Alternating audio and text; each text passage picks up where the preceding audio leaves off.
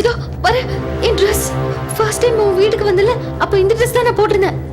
இதோ இது நான் ஷாப்பிங்க்கு போனப்போ அப்புறம் இது ஆபீஸ்க்கு போனப்போ போனது. இன்னும் காமிக்கிறேன். என்னோட சர்டிபிகேட்ஸ் எல்லாம் இதுல இருக்கு.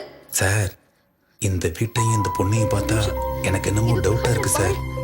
நான் கீழே வெயிட் பண்றேன், நீங்க வாங்க. டேய் இருடா, என்னால முடியாது, நான் கீழே போறேன். Oh my God!